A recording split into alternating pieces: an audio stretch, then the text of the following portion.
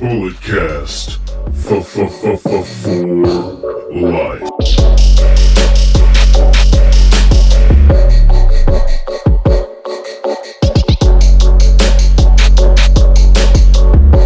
What is up, everybody? Welcome to another edition of Under the Radar. My name is Brandon Tanguma, and on today's episode, we will be going over the latest NXT TV show. A WWE announcer might be switching brands. 205 Live apparently will be canceled, as well as some Impact news.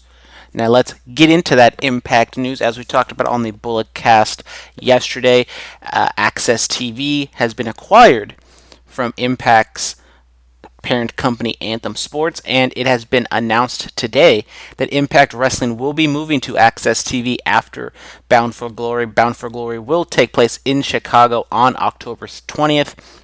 And in a press release, they announced that Impact Wrestling is a perfect fit for AXS TV's slate of live sporting events at Combat Sports Contact, blah, blah, blah, blah, blah. Let's see. Impact announced that they have entered into an agreement to broadcast its flagship weekly 2-hour program Impact nationally across the U.S. on AXS TV. So this will also be streamed on Twitch TV at the same exact time. It'll be airing on 10 p.m. Eastern Time.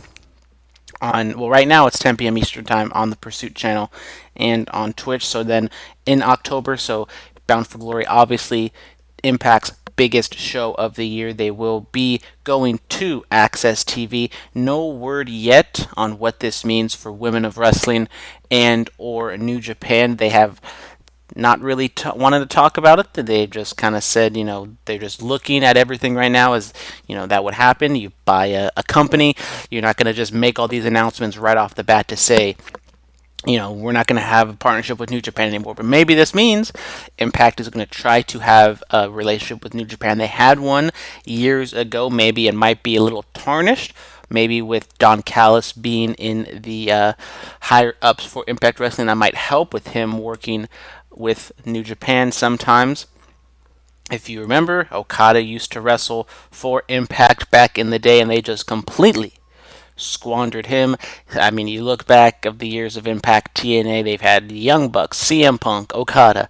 They've had all these people that have gone on to great things, and yet they've squandered that opportunity. But it's a new, generation of Impact. They have a different team. They have a lot different wrestlers. They have, just right here on the front of the picture, Tessa Blanchard is kind of front and center. It's kind of like a hodgepodge of all the different wrestlers. Not one person stands out, but if you're going to read a little bit into it, in the middle you got Tessa Blanchard, and to the left of her you have Brian Cage, and on the right you have Michael Elgin. So maybe those are kind of the three big names they're going to really be pushing on Impact, on AXS in the coming months. So wrestling continues to get bigger, have a bigger presence on cable television. You have Raw on USA, you have NXT on USA, you have AEW on TNT, you have Smackdown on Fox, and now you're going to have Impact on AXS TV. It doesn't say, as of this moment, I'm trying to look around, it doesn't say, a date, it doesn't say a time, so maybe they can fall in. Right now, New Japan and WOW, Women of Wrestling, airs on Fridays. Maybe they're going to try to... I don't think they want to go head-to-head with SmackDown. I don't think that's a battle they want to get into. I think you have Thursday. It's probably the perfect day for Impact to run a television show.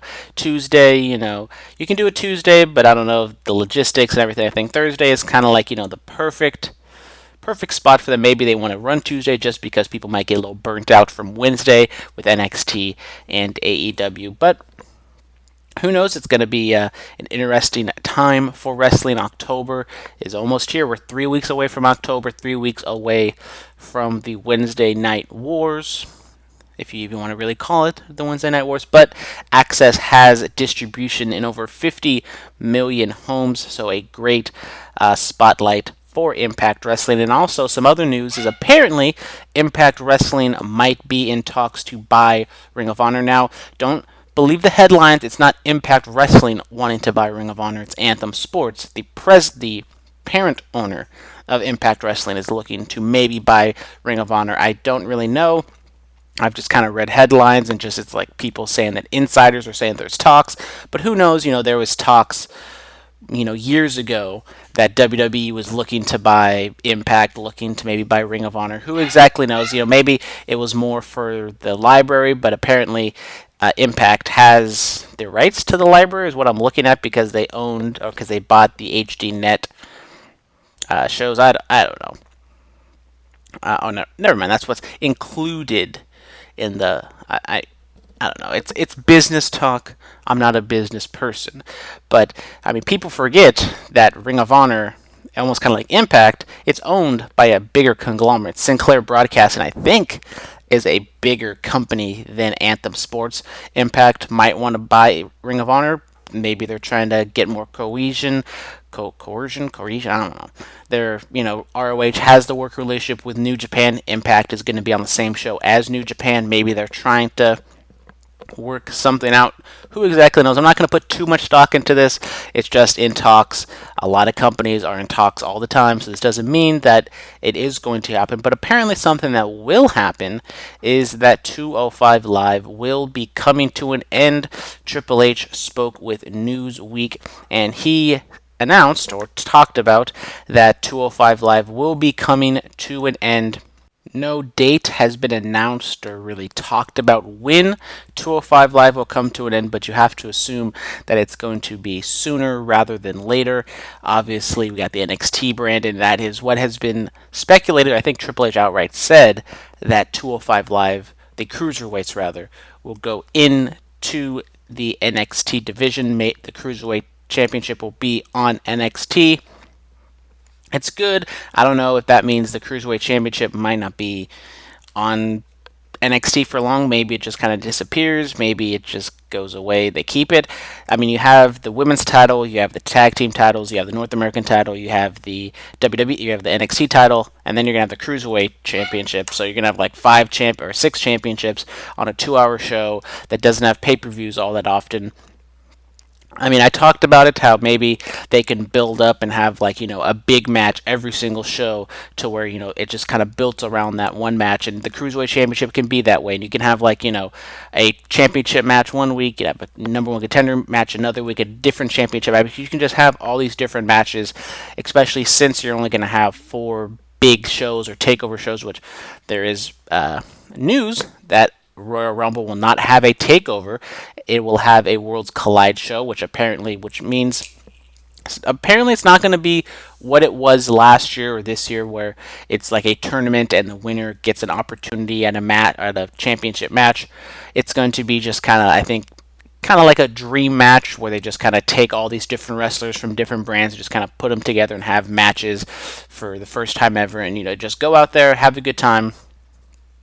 That should be cool, but I am much more inclined to like the takeover format where it's a pay-per-view, there's storylines going into it, it's a crescendo, especially for the Royal Rumble, where the Royal Rumble, WrestleMania, and the SummerSlam, those are definitely the 3 top shows of the year, with the Survivor Series one and the kind of other one-off one like TakeOver 25. We're going to have to stay tuned and find out exactly what the whole Worlds Collide format's going to be. I'm going to hold out hope that it's going to be good. I mean, the matches should be fantastic, but I'd much rather have a takeover type thing. But maybe that's also because now they're going to have the 2-hour show every single week. They're not going to have, all those different you're going to have more than just like the 3 or 4 matches that you normally would have on a takeover show. You could have, 6 or 7 different storylines going all up at one time. You can have payoffs at different points of the show, and maybe you can have one at the Worlds Collide show. We're going to have the TakeOver War Games coming up in a few months in November, but it looks as though we're not going to get one on Royal Rumble weekend. Maybe this also means that NXT takeovers are going to be their own separate thing. They're not going to be in conjunction with a big WWE pay-per-view. I'm still waiting for that San Jose takeover that was promised to us, and then they had the Saudi Arabia show, and that just messed everything up. But I do digress. Now, moving on to Raw or Smackdown.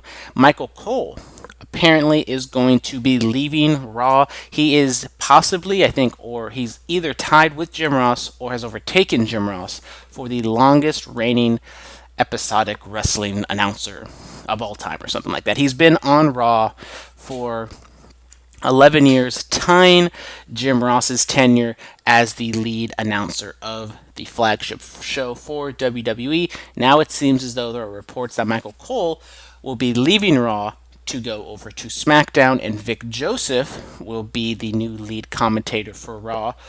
Vic Joseph, obviously, he filled in for Jerry Lawler when he got attacked by The Fiend. Vic Joseph, he does 205 Live commentary. But then this also raises the question, what happens to Tom Phillips? Is Tom Phillips going to be the new NXT announcer? He used to do it for a long time before Mauro Ranallo came in, and then he kind of got called up, one might say, to SmackDown. Maybe Mauro, in his contract, or it just doesn't work out his timing schedule to where, he can't do NXT every single week being the announcer. So maybe they bring in Tom Phillips. You have Beth Phoenix and Nigel McGuinness. Maybe you have somebody else if Beth doesn't want to be there every single week. But Michael Cole leaving Raw to SmackDown, I think it definitely shows WWE's initiative to have SmackDown be the number one show, at least on the surface, because it is on Fox. It's going to be on that network show. It's going to at least be available to the most amount of people. Will it draw a bigger number than Raw? Possibly. I think it definitely comes down to the storylines and the writing and everything. As I said on the Bulletcast, I'm not a big fan of what SmackDown's doing around here right now. You got the Roman whodunit angle. You got the abysmal Kevin Owens just degrading castration on SmackDown. I'm not going to get into it because I don't want to get all worked up again, brother. But SmackDown, it's looking as though they're definitely moving the pieces around to set that show up to be the number one show. It's going to be on Friday. It's not the strongest television night, but there's video packages or advertisements out there that's showing Becky Lynch is going to be on the show. I think because Becky tweeted out today, she is kind of sub-tweeting to Bayley. It's like Becky, Charlotte, I think Randy Orton, Kofi Kingston. I think sometimes John Cena's on that advertisement as well. We talked about the draft possibly coming to fruition to exactly split the rosters up hard. They're not going to go back and forth and all this wild card BS.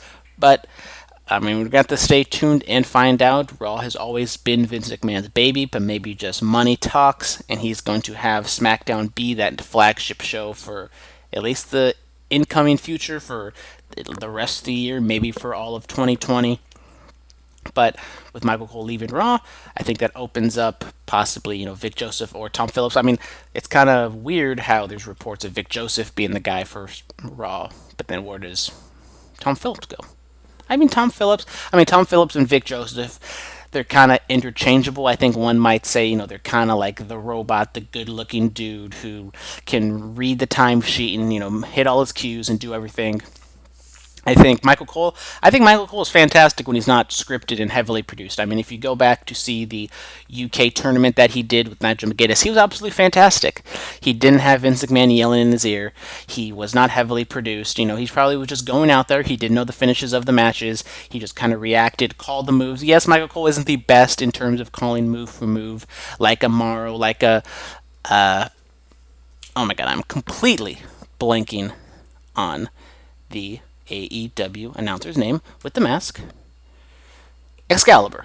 There we go. I can't believe I was doing that. I love Excalibur. Excalibur, I feel as though should be the head play-by-play guy over Jim Ross, but that's just me. But Michael Cole going to SmackDown, that's kind of where he made his living for a long, long time with him and Taz. Have a fond memory of Michael Cole and Taz. Maybe they bring back Taz to be the color guy with Michael Cole. I doubt it. Maybe Corey Graves is going to be just on one show and not both shows. And then maybe that's where, I don't see Tom Phillips or Vic Joseph being a color guy. So the landscape for WWE is definitely going to change in the next month. Now, moving on, this show definitely is going to be changing in the next month, and that is NXT. This is like the end of an era. One might say the last pre-taped 1 hour show exclusively on the network. I know they're going to be doing 1 hour on USA Network and then 1 hour on WWE Network for the next 2 weeks because apparently there's some sort of scheduling error or something or another. But once the Wars and once AEW gets on TV, then NXT is going to be running the full 2 hour show on USA Network. So this show took place on September 11th, 2019.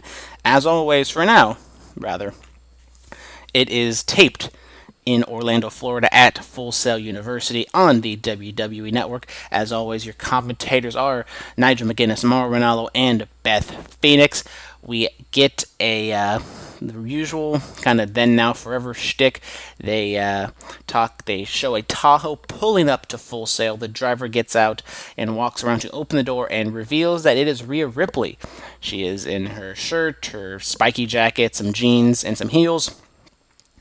And she walks out into Full Sail, hyping up her match with Shayna Baszler coming on at the end of the show. And then we get the opening credits, and the first match is Boa taking on Damien Priest, formerly known as Punishment Martinez. Haven't seen him in a while, but Damien Priest gets the win in 2 minutes and 33 seconds. Very quick squash match. I think we're going to definitely see what the difference is going to be for NXT going forward with the 2 hour show. Are there going to be the same amount of squash matches? Are there going to be less squash matches? Are there going to be, a lot of sort of big names going one-on-one for 10-15 minutes? But I would hope that NXT continues with the path that they're going on, having these squash matches. I think this was probably one of the better squash matches because sometimes NXT has a tendency to give the opponent the job or a little too much offense. I didn't think that was the case here. Damien just kind of ran right through him, hit his big moves, in and out in 2 minutes and 30 seconds. I know we didn't talk about the squash match for the Heavy Machinery, but I enjoyed that. I thought it was a good, straightforward squash match. The thing with the Viking Raiders is, like, they just had squash matches for, like, months and months on end, and it's like, okay, after a certain time, you don't want to see any squash matches. You want to see them actually wrestle and make that next step to wrestle maybe a lower card tag, a B team, or the Zack Ryder and Kurt Hawkins or something like that until they eventually move up to the tag team championship region. But I thought this was very good, and hopefully for NXT, I think these next 2 weeks are kind of. I'm not going to count these next 2 weeks because it's kind of like they're, especially on how they've hyped next week's show. It's definitely seeming like it's going to be like 2 1-hour shows because they're advertising. This match is going to take place in the first hour and this match is going to take place in the second hour. So I think right now they're definitely going to be. They're live, so that's definitely going to put a little wrinkle in it, especially for the production team and the wrestlers who maybe, especially like the lower level wrestlers who maybe have never wrestled live on a takeover or have to, meet time cues for promos and all this other stuff. But I think they're definitely going to do backstage promos. They're going to do a lot of pre-tape stuff that they normally do, so they're not going to have to, worry too much about hitting their time cues all that often. But they're definitely going to be a different feel for NXT, but this one definitely would have to hit a time cue if this was on USA Network. Johnny Gargano. Well, first, Velveteen Dream. Speaking of a pre-tape segment, Velveteen Dream, we just get a spot, and he talks about Roderick Strong and how he burned his couch and he was trying to get on the Velveteen Dream's radar. Just very good, heavily produced Velveteen Dream with him, and he's like snapped his fingers, and there's like purple smoke everywhere. Good, solid segment to hype up their match next week. Then Johnny Gargano comes out and he walks slowly in street clothes, slaps hands with the fans around ringside, and we get a prolonged Johnny wrestling chant. It goes on for at least a few minutes, and then Johnny goes to talk and he says, "Guys, I told them I wasn't going to be long." And then when I came out and they said he heard all the rumors and he's read all the reports, what does his future hold? What does the future hold for Johnny Gargano? And then there is a "please don't go" chant. Johnny says that this is the last time in the ring he fell 20 feet from the cage, and then he woke up to people chanting "Thank you, Johnny" at him. He says that he appreciates it, but he'd like to thank the audience. He said they built this place together. He said he loves everything about NXT, and then the NXT chant starts up. He got fired up and said it was all about the locker room, putting on the best professional wrestling show in the world has to offer. Yes, he said professional wrestling. Look at that. Highlight of the show. Pro wrestling was talked about on the show.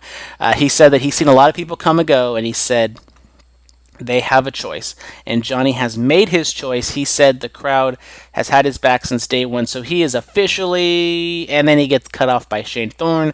His music hits. He walks down to the crowd. He gets booed by the crowd, and then Thorne tells Johnny that, is this all really necessary? The crowd pelts him with even more boos, and he says this is a waste of time. He could have just sent out a selfie and tweeted something out, but no, he has to take over and all this other stuff. And he's said he gets it. He's a pillar of NXT. He's Johnny Takeover. He said that this place would be just fine without Johnny, with the right person in the spotlight. And he pointed at himself.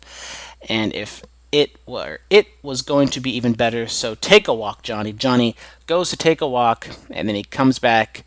And he says, you're right, Shane, I am NXT. I'm not going anywhere. He super kicked Thorne, and he spelled NXT with his finger, Bret Hart style after the Montreal Screwjob. So I was waiting for it. I was waiting for the meme of, Leonardo DiCaprio in Wolf of Wall Street, the I'm not fucking leaving. I was waiting for it, and he finally gave it to us. Johnny Gargano isn't leaving NXT. He's going to stay with the yellow brand, and as I speculated, it looks as though we're getting a Johnny Wrestling and a Shane Thorne feud. That should be a whole lot of fun. It's going to be a litmus test for Shane Thorne to see how much he can elevate. I think the match is going to be good. I think he's definitely been good on the mic, and his character work has been fantastic, so definitely a good first step for this feud. Next up, we get a Forgotten Sons video package, just kind of them. They stand there, they talk about how they've been forgotten, they're going to dish out punishment, and yeah, it was fine, I guess. I mean, I'm not the biggest fan of the Forgotten Sons, but I think with NXT moving on to USA, I think they're going to be used, especially for the tag team division, which I think is kind of weak at this point. I don't think they're a great tag team by any sense, but I think they're definitely going to be relied upon to fill some time and have a decent tag team match. So then we get the second match of the show. We get Pete Dunne taking on Angel Garza, and Pete Dunne won in 8 minutes. This was a whole lot of fun. Angel Garza, kind of a styles clash, one might say. Pete Dunne is the bruiserweight. He just goes out there to kick ass. Angel Garza is the pretty boy. He does the spot where he has his pants and he rips his pants off to go to his trunks. And I thought it was fantastic. I love the close-up of Pete Dunne's face after Garza does his entrance, and Pete Dunne just has like the what the fuck look on his face, like, really, dude? And then they just go out, have a kick-ass match. Dunne gets over, the finger spot, is hard-hitting. Both men got some offense in, and it was great. Pete Dunne ends up getting the win. Makes sense. I think Velveteen Dream is going to win, and then we're going to move on to Pete Dunne versus Velveteen Dream. So I think a nice little placeholder match for Pete Dunne as he just kind of, not toils away, but just kind of sits here in neutral as he waits for his next spot coming up. We get a Street Profits in Central Park from last Monday. They talk about being in MSG for the first time, but there's only one thing that they're missing. That's the NXT Tag Team Championships. So what better way to make a live statement by showing up and taking back the NXT Tag Team Championship? Ford asked a bystander how to get to MSG, and they walked out of frame. So there you go. It's going to be interesting to see how Street Profits are utilized now that NXT is on Wednesdays live. Are they going to be on Raw and on NXT? We will have to find out about that. I mean, they didn't have to run the spot, so I think this definitely shows that we're going to get the Street Profits on NXT. Maybe they are going to pull double duty. Maybe they're not going to do the house show loop. They're just going to go on Raw on Monday, NXT on Wednesday, and maybe do a house show for NXT in Florida. Who knows? But next up, we get Raul Mendoza taking on Cameron Grimes, and Grimes wins in 3 minutes and 48 seconds. Kind of a squash match for Cameron Grimes, obviously, and Raul Mendoza. I mean, he's been put over. He's been on TV a lot. He's kind of, well, not a lot, but, he's kind of a cult figure.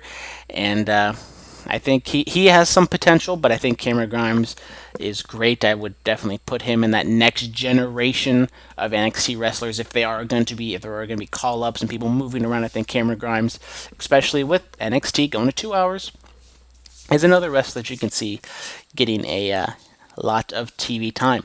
Candice LeRae storms into William Regal's office and asks, why does Io Shirai keep getting opportunities? And Regal makes next week's triple threat match into a fatal four-way, and then Regal said it could even become a fatal five-way if Rhea Ripley beats Shayna Baszler. We get a Dakota Kai spot, and we get a little vignette of her, and Dakota Kai is going to be returning to NXT from her knee injury, so good to see Dakota Kai back. Definitely with the women's division, it has kind of been repetitive with Shayna Baszler just kind of doing her thing forever. I think Dakota Kai is fantastic, great, kind of bubbly babyface, almost kind of similar to Candice LeRae. Candice, I think, is kind of showing more of an edge to her, so maybe Dakota Kai could be more that straight-laced babyface. But definitely happy to see her healthy and getting back in the ring. We get a strong dream match. It is being promoted for the USA show. So as I said, the Velveteen Dream Strong match for the North American Championship is going to be the main event of the first hour on USA Network. And then they said that Matt Riddle will face Killian Dane in a street fight, and I assume that'll be the main event of the second hour on WWE Network. They outright said this match is on USA Network, this match is on WWE Network. So it wasn't really explicitly said throughout the shows and in last coming weeks that, at least for now, these next 2 weeks, one's going to be on USA and one's going to be on WWE Network. I think they're just kind of, they're telling people, okay, go to the USA Network, and I think once they get those people next week, then they're going to say, for the second hour, go to the WWE Network if you want to see this Matt Riddle Killian Dane match. So then, next up, we get the main event. We get Rhea Ripley taking on Shayna Baszler in a non-title match. This match only goes about 5 minutes and 20 seconds, and Shayna Baszler wins via disqualification. Rhea Ripley was putting the boots to Shayna, and Rhea was definitely getting over big with the crowd, and with Rhea being a bigger woman, being 6 foot, she definitely is imposing. She's a believable threat to Shayna Baszler, and she had Shayna reeling. And the three horsewomen, or the other 4 horsewomen, whatever you want to call them, they come out to make the save for Shayna. Rhea fends them off. Jessamine Duke gets a chair, hands it to Shayna. Shayna goes to whack Rhea with it. She can't, but Rhea blocks it, takes the chair from Shayna, and wallops her in the back with it. So that is how she got disqualified, giving the heel a little taste of her own medicine. I thought it was kind of weird. I think it was kind of a cop-out finish. You have a disqualification, you have the babyface losing, and you keep the heel, I guess, undefeated or whatever one might say. But I thought this was good. Maybe we could see this at a takeover at War Games, see this as a main event for a NXT show. But with her not being in the number one contendership match, is it going to be whoever wins the number one contender match is going to face Shayna, let's say, at the end of October, and then Rhea Ripley takes on the winner of that, presumably Shayna Baszler again, and we get Rhea Ripley versus Shayna Baszler at NXT TakeOver War Games in November. So, who knows? I think Rhea Ripley is definitely a good babyface. I think she's probably a better heel. So that's why I keep saying, Shayna's going to lose it eventually. I think if Rhea is going to take it from Shayna, I think she's a good person to do so. If Shayna is going to go on to the main roster, or if she's going to move around or whatever, just because I think Rhea is versatile enough to where she can win it as a babyface, and she can have, kind of a dominant run as a babyface, but then she's good enough that I think she can definitely turn heel. I mean, she was originally a heel in NXT UK and during the Mae Young Classic, so she can turn heel against a Dakota Kai, Candice LeRae, or whoever that person might be. So I think Candice and Dakota Kai are definitely those two baby faces I could see, unseating Shayna or Rhea, if Rhea, obviously, if she turns heel eventually. But I think that's definitely the case. Rhea, if she does win the championship, she's probably going to turn heel. But that wasn't the end of the show. We have a quick Undisputed Era promo after the main event. Cole said that his proclamation is coming to fruition when next week Roderick Strong is going to defeat the Velveteen Dream to win the North American Championship, and the entire Undisputed Era will be dripping in gold. And that's not just an opinion or whatever, that's undisputed. So there you go. No long matches. I mean, the longest match was the main event, and that was 5 minutes and 25 seconds. Everything was sub, or no, I guess the Pete Dunne match was 8 minutes. But, nothing really epic. No 10-minute, 12-minute main event match. So, in the end, solid show. They are definitely building to that first show on NXT. I don't really know where else they're going to go. I mean, Adam Cole doesn't really have an opponent for his championship right now. I mean, we got Rhea Ripley and Shayna Baszler doing their thing, but then we're going to have the Fatal 4-Way number one contendership match between Candice, Io Shirai, Mia Yim, and Bianca Belair. So 3 big matches on that first show. Well, I don't know when they're going to put the Fatal 4-Way women's match on. Maybe that would be like the opening match for NXT on USA Network. But stay tuned for the recap of that next week. We might have a special guest to talk about the debut edition of NXT on USA. Going to the mailbag, and that mailbag is UTR. Mailbag@gmail.com if you ever want to send me a question about wrestling, life, food, whatever your little heart desires, you can send it over my way. And as always, nobody has emailed ya boy. You can also slide into the Bulletcast DMs on Twitter, put in the subject or put in the question for Under the Radar, for UTR, whatever, and I will get to that. But thank y'all very much for tuning in today. Make sure to check out my other podcast that I do with my boy Dominic. We're going to drop that on Friday. We're going to do our Week 2 preview for the NFL. Obviously, talk about the Antonio Brown drama. Maybe some other stuff, as well as the Clash of Champions preview. Some other maybe breaking news that happens in the world of wrestling between today and tomorrow. And it's episode 99 on episode 100. So next week, it's going to be a big facelift for my Curveballs and Chair Shots show. If you want to email, go to curveballandcs@gmail.com or go to curveballsandcs on Twitter, curveballs and chair shots on Facebook, all the other stuff. Also, make sure to follow the Bulletcast on Twitter, Instagram, or wherever the social medias may be. Go and follow us there. And until next time, make sure to listen to the Clash of Champions podcast, instant analysis post show with me and Philip on Sunday. A lot of stuff going on. And until next time, goodbye and good night. Bye-bye.